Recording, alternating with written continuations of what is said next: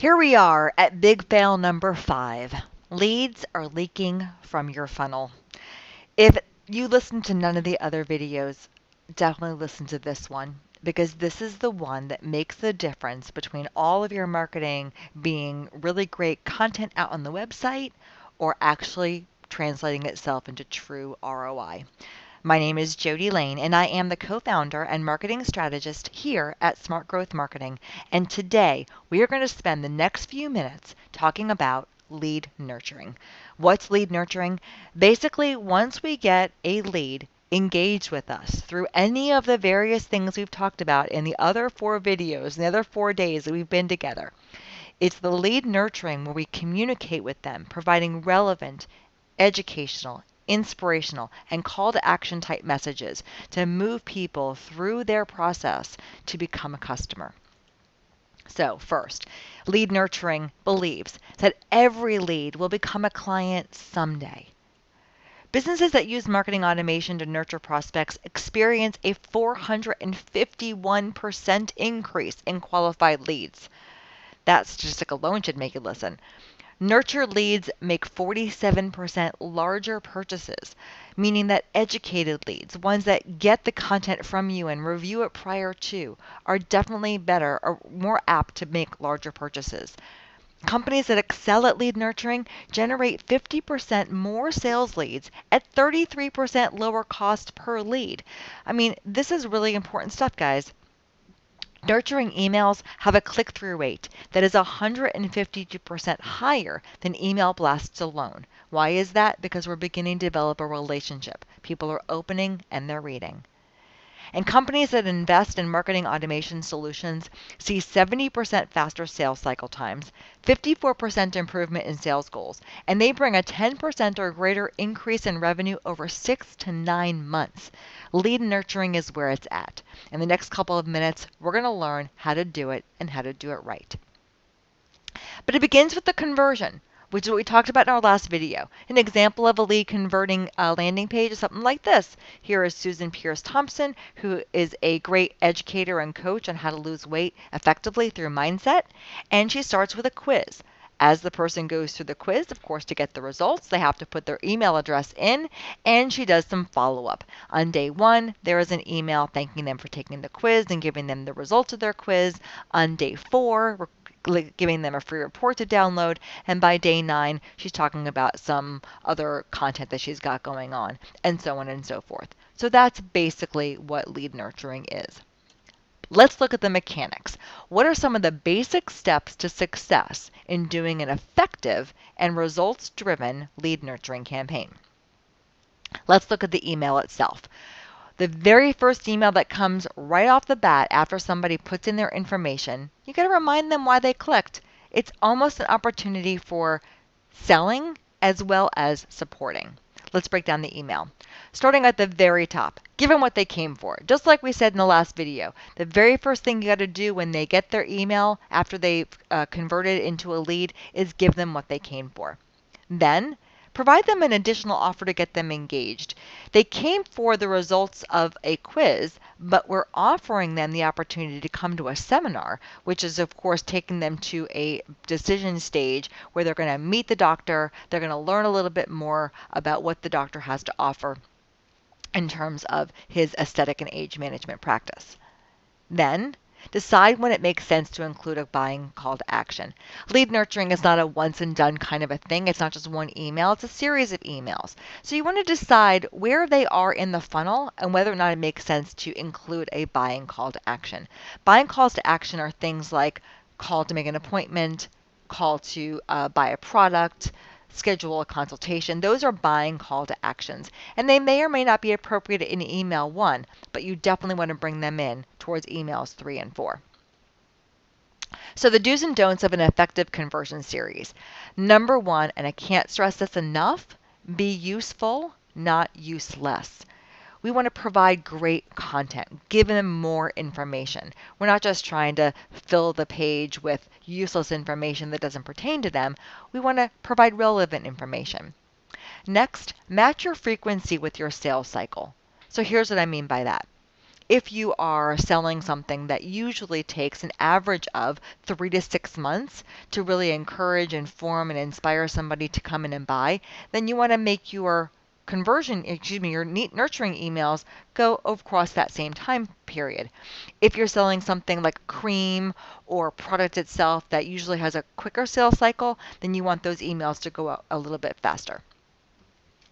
This entire thing should take minimal effort to run. Automate, automate, automate. I can't stress that enough. As a busy physician, as a busy office, you won't have the time to go back and send follow-up emails and remember to send these nurturing emails. So you want to use the tools at your disposal so that you can create automation so that happens without you even having to think about it. When you can, use personalization. You may know a little bit about their gender, you may know about their age, you definitely know their name. So use relevant personalization in terms of text and images so that they see themselves in your content and they really start to relate to it. Always include some sort of call to action. Now, we said in the last slide that you want to be cautious of using buying calls to action until they're further down the funnel, but the call to action doesn't necessarily have to be a buying call to action. It could be inviting them to connect with you on social media. It could be inviting them to go read a blog. It could be showing them a video. You want to have them take a next step. You just want to make sure that that next step is appropriate for the mindset and where they are in what stage of the journey. And last but not least, don't drip on people forever. A 46 email lead nurturing campaign is definitely going to annoy people. So you want to make that drip up appropriate. Again, have it match your sales cycle. If your sales cycle is really short, just a couple of emails as a follow-up. If your sales cycle is longer, then you can do more emails stretched out over a longer period of time. Now, when your drip is over, when you've nurtured people from the action that they took, and they don't buy, that's okay, but we don't want to stop talking to them.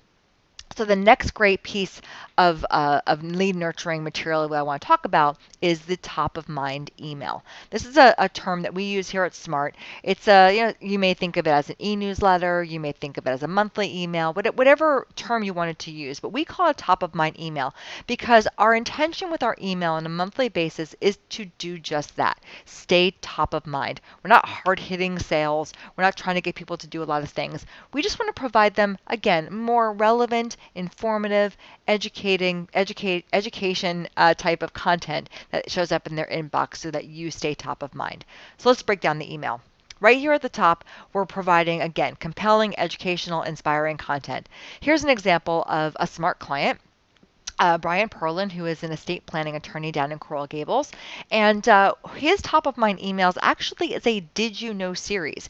We did a video shoot where we chopped down 12 different subject matter videos that are all about 30 seconds to a minute and a half long. And each month we provide a video on a topic. And we call it the Did You Know series. This month's topic happens to be the benefits of life insurance. This is a really, really great way to, again, provide additional content, build your credibility, use video to do it, which is one of the best forms of content that you can use for people to engage with, and it's just not asking them to make a sale. But you do want to have a call to action for a next step. In this particular case, we do have kind of a soft call to action that inspires them to potentially set up a complimentary consultation. However, it could be a variety of things.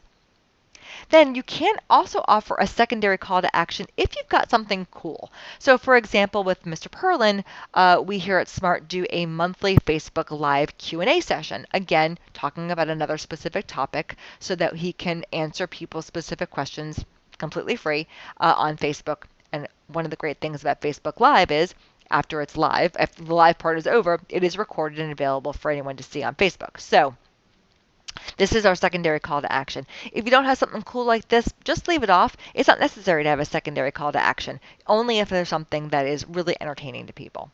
And keep it simple and keep it short. Use a similar template every month and definitely keep it simple.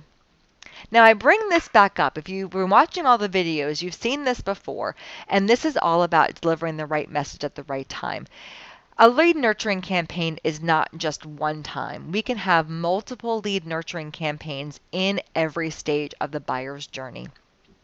And this is a great way to go back to the drawing board to figure out what it is that we want to talk to people about.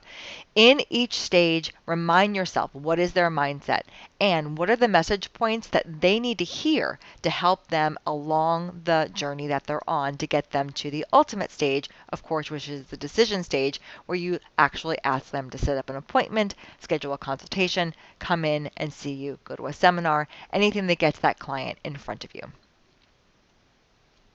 So I hope that this has been very educational for you. What's next? Well, sit down with your marketing people, your agency, or give us a call here at Smart Growth Marketing and see if you can put some of the principles that you've learned here in the last 5 videos to work for you.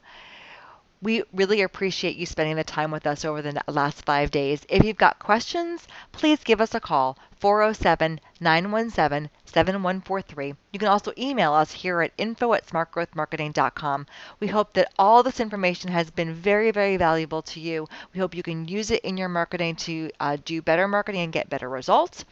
As you know, in every email, we offer you a complimentary 30-minute coaching session. Please feel free to take us up on that.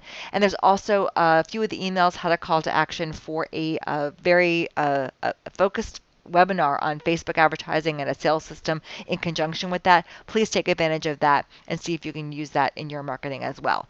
Of course, if you need any help, we would love to talk to you here at Smart Growth Marketing. Thank you so much.